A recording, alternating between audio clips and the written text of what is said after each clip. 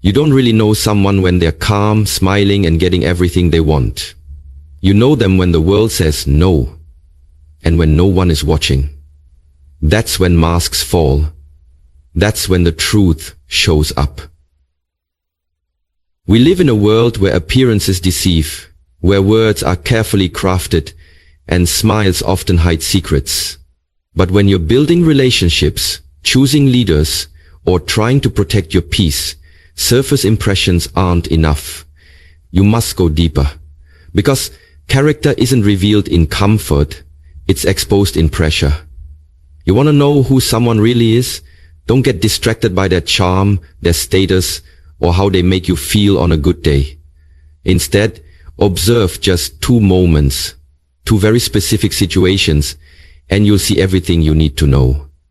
You'll see their integrity, or the lack of it. You'll see whether they are genuine or just wearing a convincing mask.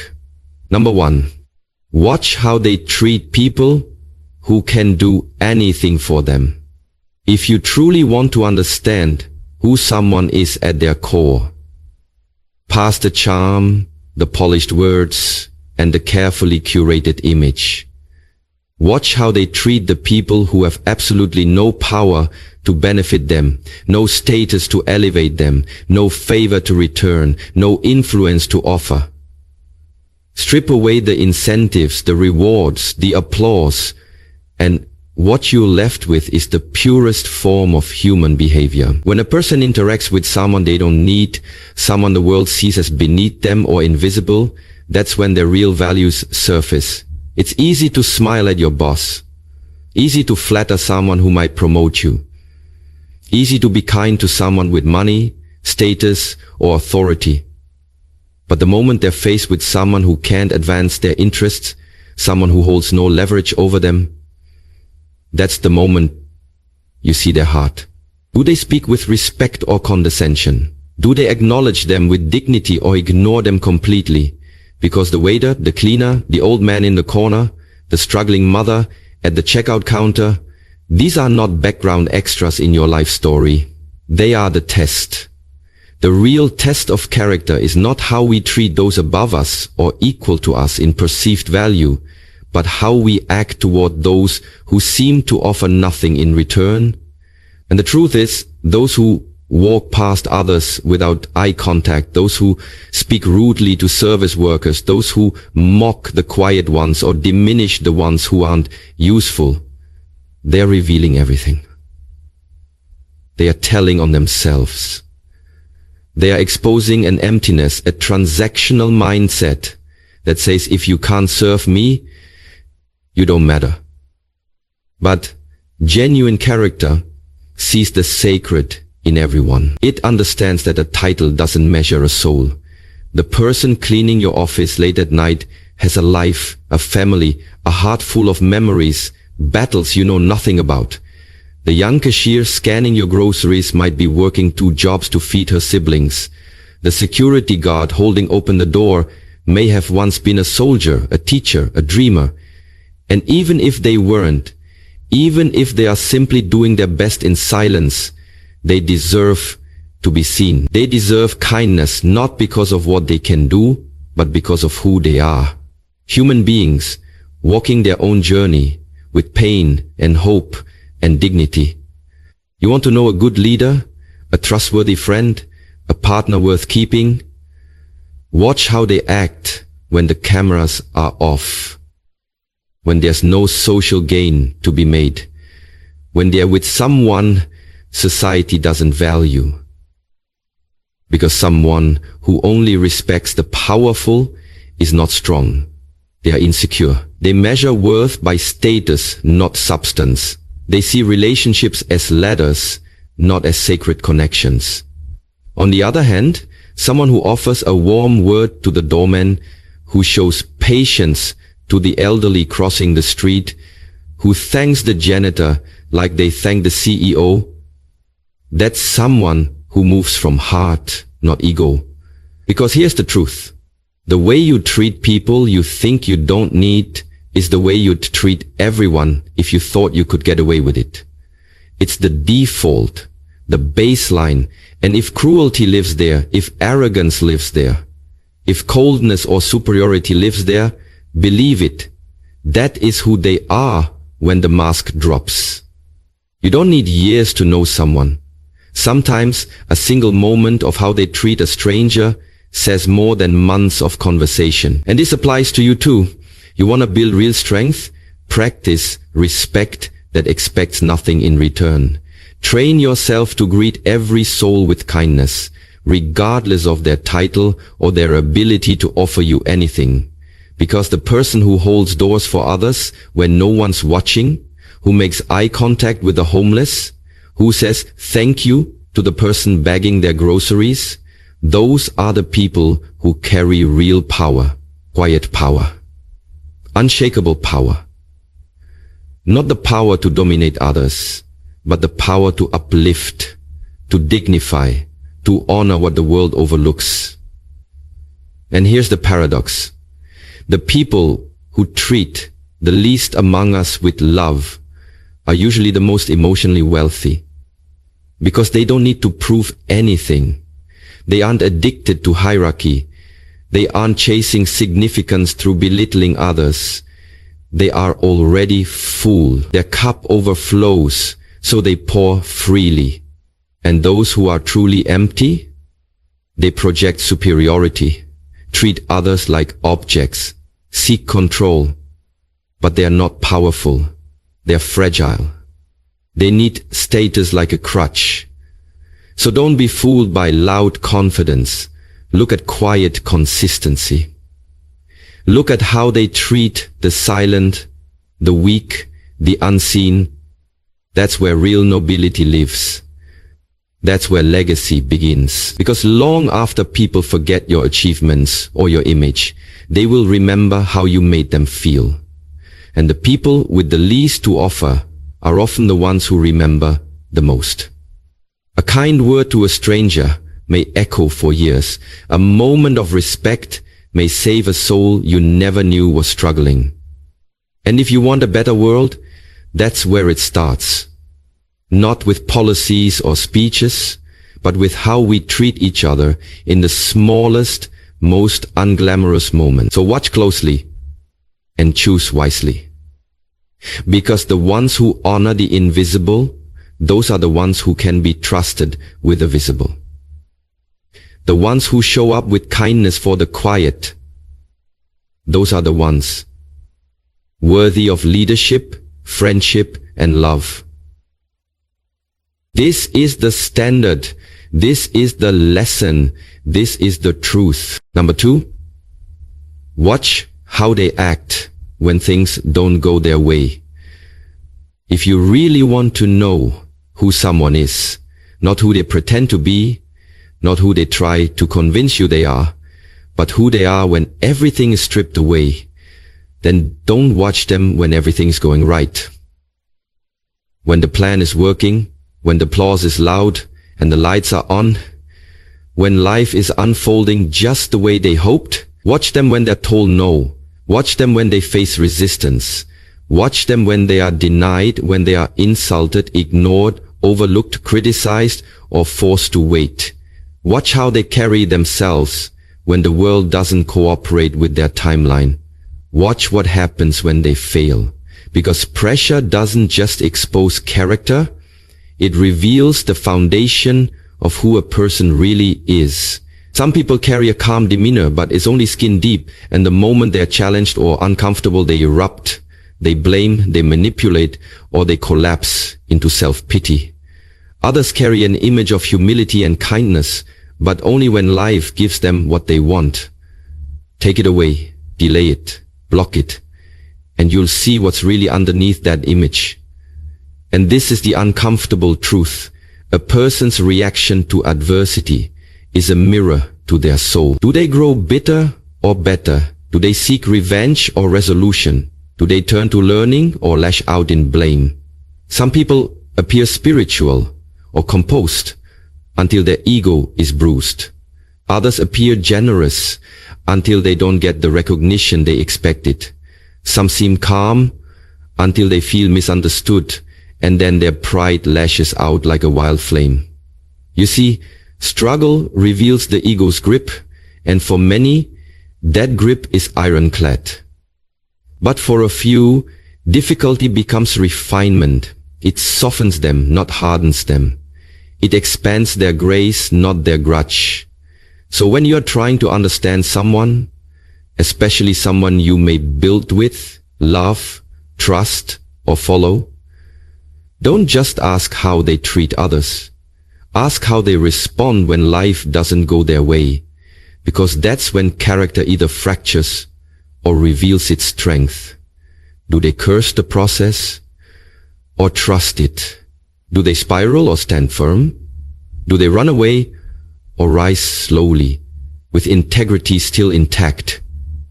Anyone can smile when they're being blessed. But how do they act when the blessing is delayed, or when the promotion goes to someone else, or when their name is forgotten, their effort overlooked, their ideas rejected? Do they keep going with faith, or do they poison the air around them with bitterness? Because pain is not just pain. It is a spotlight. It shows you where the emotional maturity ends. And if someone needs everything to go their way to stay kind, they are not strong. They are unstable. If they need approval to stay respectful, they are not grounded. They are performative. True strength is shown in the storm. Real character shows up when the plans break down, and if they blame everyone else for their problems, never take responsibility, or always believe they are the victim of life's injustices, understand, that's not resilience. That's emotional immaturity, wearing the mask of confidence. Watch what they do when someone corrects them. Do they receive it with humility, or fight to protect their ego? Watch what they do when someone else succeeds. Can they celebrate, or do they compare, compete, or criticize? Watch what they do when they lose something. Do they grow resentful and withdraw, or do they find a reason to keep showing up even when the reward is gone? These are the tests that expose what lies beneath the surface, and you'll see it everywhere if you pay attention. In relationships, a partner's true nature is not revealed during romantic dinners or good times. It's revealed during conflict, misunderstandings, hard conversations, and moments of emotional tension. Do they fight fair, or do they wound with words? Do they listen to understand or to defend? Do they seek peace or control? In friendships, do they remain loyal even when you can't give them what you once could? Or do they disappear the moment you're not useful? In leadership, a boss's true face is not seen when the business is booming. It's seen when a team member fails, when profits drop, when decisions are unpopular. Do they lead with compassion or control? Do they shoulder the weight or scapegoat others? You see, we're surrounded by people who've built their identity around performance, around outcome, around applause. But strip away the performance, give them nothing but resistance, silence, or rejection, and their inner world spills out. If it's filled with patience, humility, and wisdom, it will show. If it's filled with ego, entitlement, and insecurity, that too will be impossible to hide. And you too must ask yourself, who am I when things don't go my way? Do I still treat others with dignity? Do I still stay rooted in what I claim to believe? Do I grow from the pain or shrink from it? This is where self-mastery begins, not in pretending everything is fine, but in cultivating the kind of internal strength that remains calm when nothing around you is. The goal is not to never feel frustrated, but to choose your response when frustration visits. The goal is not to avoid all failure, but to learn how to fail without losing your soul. And this is what makes certain people magnetic. They don't crumble when things go wrong. They stay consistent, not because they're numb, but because they've done the inner work to remain anchored. They don't lash out when denied. They get quiet. They reflect. They grow. They don't blame when rejected. They study the lesson and try again. They don't become cruel when hurt. They remain kind even while healing. This is rare. This is powerful. Because life will not always go your way. You will face delays, betrayals, criticisms, losses, and moments that make you question everything. But how you handle those moments becomes your reputation. Your ability to remain graceful under pressure becomes your legacy. And that's the difference between someone who just looks successful and someone who actually embodies greatness. One is about image, the other is about integrity. So if you want to build a team, choose friends, select a life partner, or even grow yourself, make adversity your measuring stick. Don't be deceived by smooth speech, expensive suits, or charming smiles. Be still and watch. Watch what happens when they don't get what they want. That's where the truth lives. That's where the unfiltered version of a person steps out. And when you find someone who can take a no with maturity, who can stand tall through a storm, who can walk away from a fight with their dignity intact, that's someone worth walking with. That's someone who's built from the inside out. That's someone who doesn't just have character, they are character. And if you want to become that person, you must embrace the hard times not as curses, but as classrooms. Let rejection refine you. Let delay deepen you. Let failure sharpen you. Let every no teach you how to say yes to growth. Because in the end, it's not what happens to you that defines you.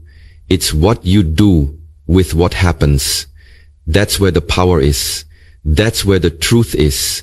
That's where the real you is waiting to be revealed. There was once a man named Elijah, a quiet, middle-aged janitor who worked at a prestigious law firm in downtown Chicago, a place of polished marble floors, sharp suits, and louder ambitions, where interns printed to impress and executives walked like they owned not just the office, but the world itself.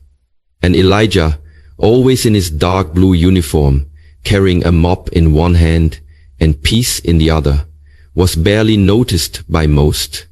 Just another figure in the background of someone else's success story. And in the absence of the voice of peace, sometimes even the most daring safeguard could seem safe enough to be deceptive. In the sense that to them, their life was insignificant, of critical importance, except for the few who really saw him, the few who paused to notice the kindness in his eyes, the calm in his footsteps, and the way he always, without fail, greeted the early morning receptionist, brought coffee to the night security guard, and helped carry boxes for the older male clerk without ever being asked. Because to Elijah, character wasn't a performance. It was a lifestyle, a habit shaped by years of rising quietly, working humbly, and treating people not according to their titles, but their humanity. And this truth, this quiet nobility, would remain hidden until one winter afternoon, when everything changed. When the firm announced they were promoting a new junior partner, a young associate named Daniel, charismatic, brilliant, loud in confidence and louder in ambition, the kind of man who shook hands with strength and made eye contact with intensity, who remembered names when it benefited him and forgot them when it didn't, and loud enough to forget when it didn't, to get better when it didn't, who took his seat with a calm but intense stare, who would often enough put a finger to his lips when bored, with amatory, with assiduity, with carelessness, who would remember names when it benefited him and forgot them when it didn't, who shook his head when it hurt, when it flies, and fled to distance when it sometimes felt and everyone seemed to admire him because he knew how to play the game, how to speak the language of success, how to dress the part and charm the right people. But there were whispers too, quiet ones, about how he belittled paralegals when clients weren't looking, how he made backhanded comments about the cleaning staff, how he once laughed in the break room about people who mop floors for a living. And Elijah, being who he was, never flinched, never reacted, never spoke out of turn. He just continued doing his work with dignity, knowing that storms pass and truth remains. Until one day, during a late December snowstorm, most of the office emptied early, people rushing to avoid the roads, except for a few. Elijah, as usual, finishing his rounds, and Daniel waiting on a high-stakes client call that could determine whether he'd be fast-tracked to senior partner. And as fate would have it, just as the call came through, the power flickered, then cut out completely, plunging the building into darkness. And in the chaos, Daniel panicked, storming out of his office, shouting down the hall for IT, for maintenance, for someone to fix it immediately, because this call was everything, his shot, his future. But most staff had gone, and only Elijah remained, walking calmly through the corridor with a flashlight, moving toward the backup generator. And when Daniel saw him, he exploded, yelling, blaming, demanding Elijah, "Get the power back on before you cost me everything." His words sharp, laced with superiority, as if Elijah was a machine, not a man. But Elijah, still quiet, nodded, walked to the utility room and began his work. Slow, methodical, focused. And after a few minutes of struggle, he managed to restart the auxiliary power, enough to bring lights and systems back online, just in time for Daniel's call, which went smoothly, resulting in a lucrative deal and a congratulatory email from the partners. And Daniel, triumphant, walked back to Elijah, who was wiping sweat from his forehead in the hallway. And instead of offering thanks, Daniel just nodded, muttered, "Good," and walked away, leaving Elijah standing there with nothing but silence. And perhaps that would have been the end, just another forgotten moment, except that week, the firm's founding partner, a stoic but wise man named Mr. Carver, fell seriously ill. And during his recovery, he requested a personal report, not of profits or projections, but of the people.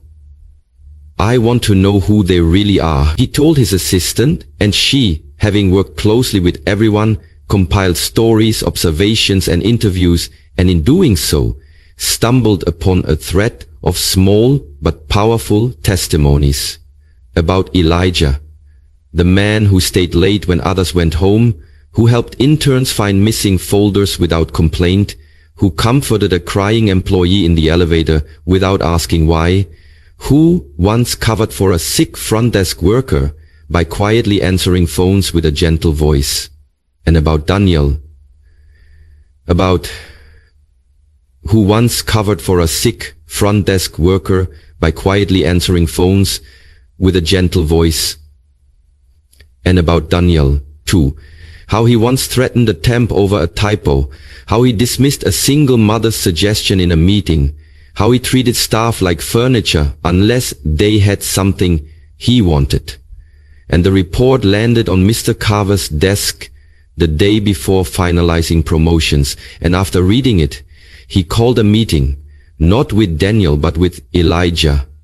And that meeting, brief and quiet, changed the tone of everything, because a week later, at the annual holiday banquet, the meeting caused over $200,000 of losses. And that meeting, brief and quiet, changed the tone of everything, because a week later, at the annual holiday banquet, the meeting became almost an opera of pain. Because a week later, at the annual holiday banquet, the meeting became almost an opera of pain. Because a week later, when names were called and hands were shaken, something unusual happened. Mr. Carver walked to the microphone and said, "Tonight, I'd like to honor someone who has shown us what real leadership looks like. Not through words, but through action. Not through status, but through service." And he called Elijah to the stage, where the room, unsure at first, rose to their feet in a slow, thunderous standing ovation, because in that moment they saw clearly what had always been true, that real character has nothing to do with position, everything to do with presence. That true respect isn't earned through dominance, but through decency.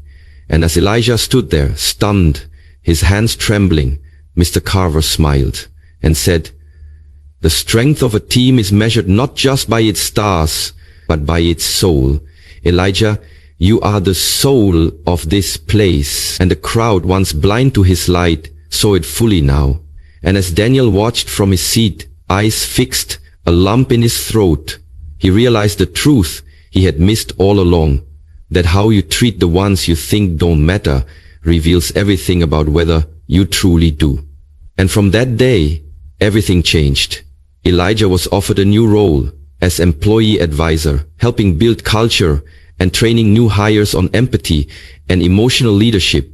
And Daniel, though still successful, began to learn slowly what character truly meant. He started listening more, saying thank you often, and remembering not just names but people. And while redemption doesn't erase the past, it can rewrite the future. And that firm, once just a building of glass and ambition, became something more. Because of one man who treated everyone with kindness, even when no one saw. And one moment that reminded them all, to see someone's true character, you don't need a resume, a reputation, or a recommendation. You just need to watch how they treat those who can't help them, and how they act when life doesn't go their way. Because those two things will tell you more than 1,000 words ever could. And in a world obsessed with appearances, it's still the quiet truth that has the final say. In the end, it's not the resume that tells the real story. It's not the stage presence, the eloquent speech, the designer suit, or the carefully curated social media feed. If you want to see someone's true character, strip away the circumstances and watch their choices. Observe how they treat those they believe they don't need. Watch how they respond when life breaks their plans.